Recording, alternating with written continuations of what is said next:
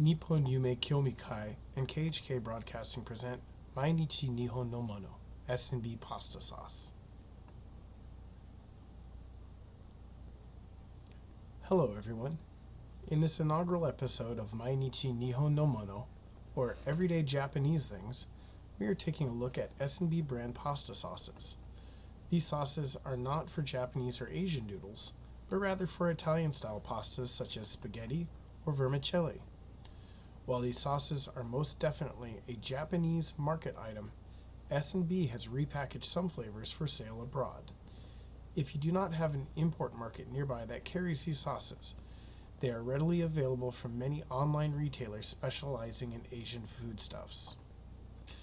I managed to pick up 4 of my favorite flavors: spicy cod roe, Japanese plum, and the rather more Italian garlic, olive oil, and chili pepper. The fronts of all these sauce packages contain rather colorful pictures of the sauces on pasta, so even if you are unfamiliar with the flavors, you can get an idea of what to expect. I think it is worthy to note the small amount of sauce topping the pasta in each picture, quite unlike the deluge of sauce that would be drowning pasta on perhaps more Western-style packaging. Later you'll see I should have paid perhaps a little more attention to this detail.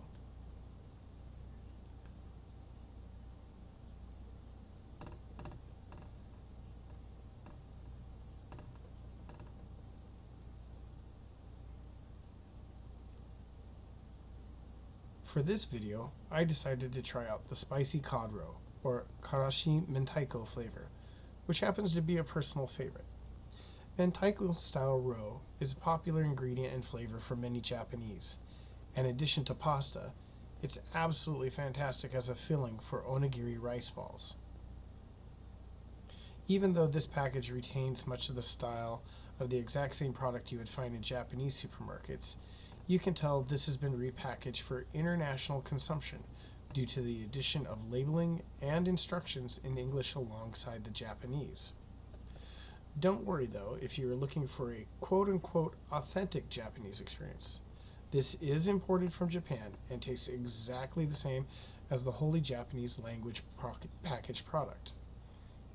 I've tried both the Japanese version and the imported version, and they're really the same. Inside this larger package are smaller packages of the actual sauce and also of dried nori seaweed that has been shredded for use as a topping.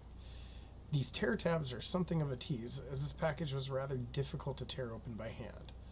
Trying from either side, I couldn't seem to get the plasticized foil shell to tear without risking tossing the insides all over the kitchen. So I just ended up resorting to using scissors, and that worked out well enough.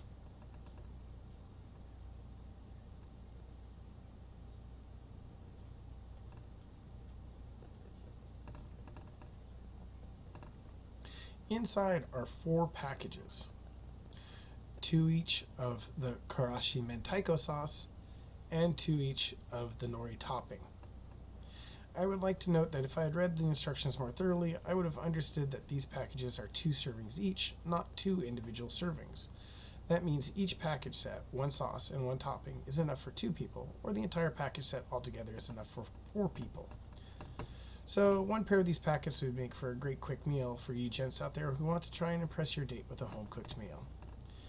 Anyway, you can see the karashi mentaiko sauce comes in a narrower tube-like package, while the nori topping comes in a wide, flat package.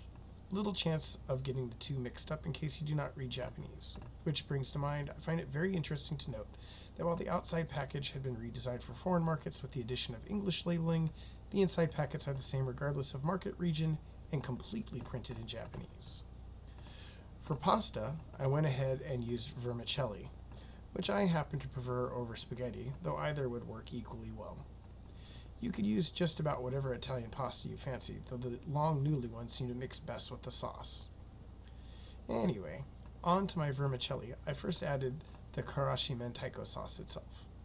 Opening up the pack and pouring it out, I will admit it looked a bit like baby food, but I know from personal experience this stuff is absolutely wonderful in flavor.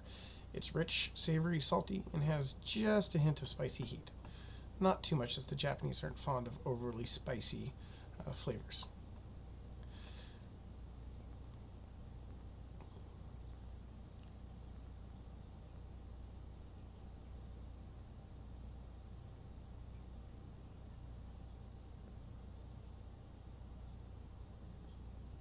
It did take a little bit to squeeze out all of the sauce.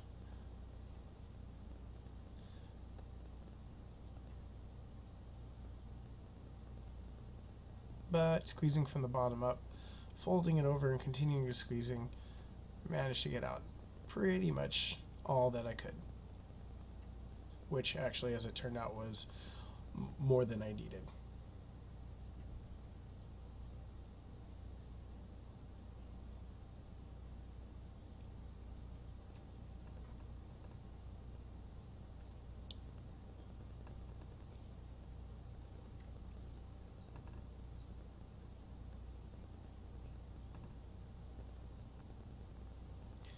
Quick check with the packaging, and it suddenly dawned on me, oh, I had put 2 portions of sauce onto a single serving of pasta. Oh, well, nothing to do for it at this point, but to continue on with the nori topping. I know a lot of foreigners who find nori seaweed a bit unpalatable, but I rather like it. And shredded, it makes for a nice condiment or topping, as you see it used here on top of the pasta. I tried at first to just sprinkle it out of the package directly onto the pasta, but it was a little bit hard to get it to come out evenly, and it tended to just want to pile out all at once. So eventually I just gave up with that method and did it by hand.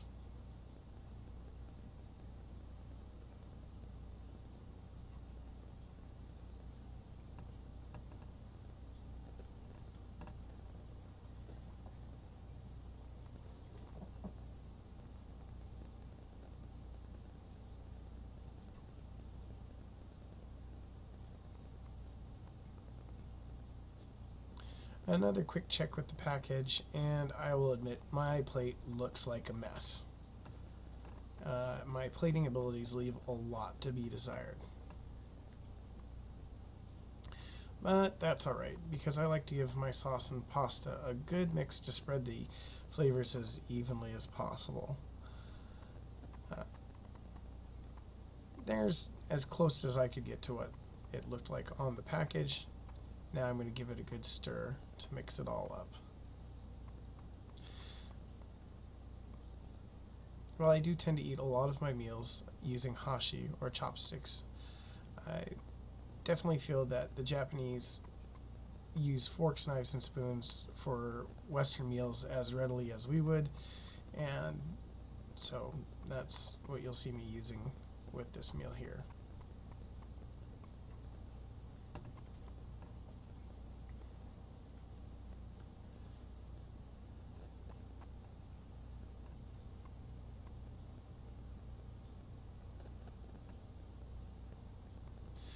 And after a quick stir, I'll admit it looks a complete mess stylistically, but knowing the flavors that were awaiting, oh, this looked so delicious, and it had my mouth watering.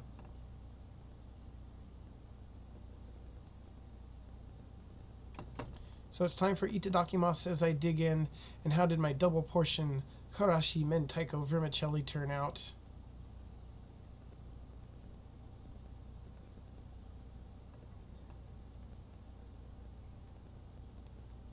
Oh yes, absolutely oishii. Despite my foibles as a cook, the savory and mildly spicy karashi mentaiko is a great treat for a meal, and it really filled me up. I hope you enjoyed this little bit of Japan. The S&B pasta sauces are inexpensive to buy and easy to use. I have found them in many import food shops, even in frozen middle of nowhere North Dakota, but then again not so much in mainstream supermarkets outside of Japan. You may have to search for them a bit, and in the end you may order them from an online retailer. However, I hope you'll give them a try. Be sure to like us on Facebook at NipponYumeKyoumikai. Also, stay tuned for more on YouTube on Eclectically Yours and the KHK channel. Thanks for watching.